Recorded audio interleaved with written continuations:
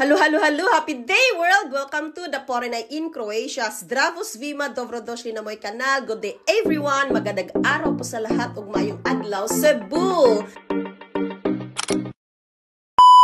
Hi, beautiful people! So for this video, I'm going to share you all our Medjugorje trip. So this was in Herzegovina. So we was already our part 1, which is the Mostar Bridge. And this one in Herzegovina, the same.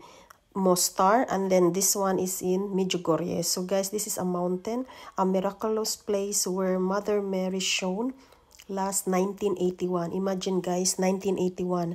So after 1981, 1982, I was born. So 1 year only. And this is a plan way back 5 years ago when I'm still, pregnant with Angela. But I decided not to go before. So I wanted now. This is the right time because Angela is already big and she can already handle a long walk under the sun. So this is like 34 degrees sunshine. It's summertime and very hot, guys. And then, so ayan na nga, this is the top.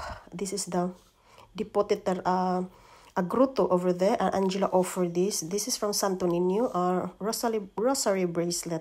So guys, goosebump talaga when we reach on the top. And when we're already on the top, guys, so grabe, satisfying talaga. Yung parang, after 1 hour, back and forth is 30 minutes, guys. And then, sobrang init. So, kailangan talaga water. You should all the time hydrated.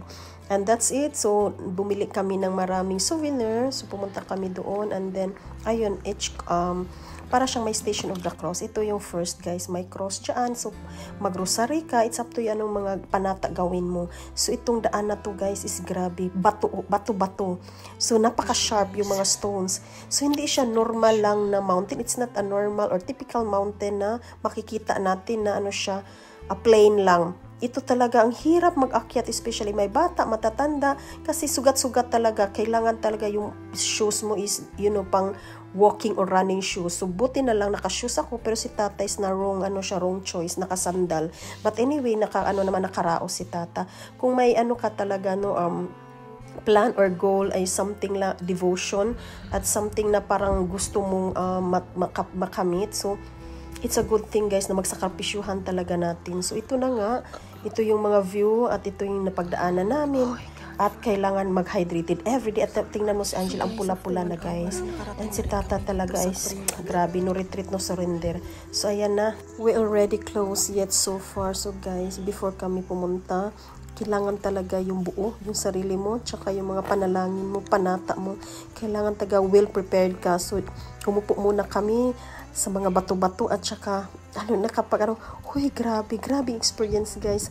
At long last 1 hour na grabing mga challenge sa pag-akyat. Nakapunta rin kami at nakaraos. So, ayan na nga, guys. So, wala talagang pagduha-duha, nakanild talaga kami sa aming mga tuhod despite sa mga bato-bato na mga hait kaayo. So, ayan na nga, ito yung cross ni Angela na in-offer niya. Grabe, guys, naiyak talaga ako. Alam mo ba yung feelings na you just cried, yung tears mo na tumutulo lang while you are, doing your prayer, novena. So, grabe, parang si Mother Mary nandyan, parang the presence, sa mga hangin, basta guys, iba-iba ang feelings. Gets nyo ba ako? Parang ganun. Sabi ko, hala, si Mother Mary andito sa atin dahil nga despite sa challenge, napakahirap, ang tirik, sasakit yung paa mo, katawan mo, ang init pa, lahat-lahat, pawis. So, nakayanan namin because of Mother Mary, yung graces niya, tsaka yung intervention. This is the very memorable experience, the tour, the vlog that I have. And, miraculous talaga, guys, si Mother Mary. Wherever we go, we just pray and dyan siya. Nakikinig siya sa atin. And yes, 7 to 7, from 7 a.m. to 7 p.m., we're all safe, sounds, back safe and sounds. And then, ayun na nga, basta panata mo talaga, is makakamit mo. So guys, ayan, by family kami nagpunta. Ang daming mga taong nagpunta, iba't ibang lahi. And this is the highlights, guys, ang aking souvenirs. Ang dami kong binili. Kasi nagbigay din ako dito sa friend ko na Filipina. So ayan lang, mga rosary. Tsaka guys, ang dami mga choices doon na mga store. Pero ito, one store lang to. Mga magnet, collection ko, yung baklava din. Ayan. So lahat na, guys. So guys, thanks for watching. I hope you like this video. Please give me a like, share, comments, and subscribe. and hit the notification bell button for the new update of the foreign in Croatia. Up until next video, Papa, blessings to all. Mwah!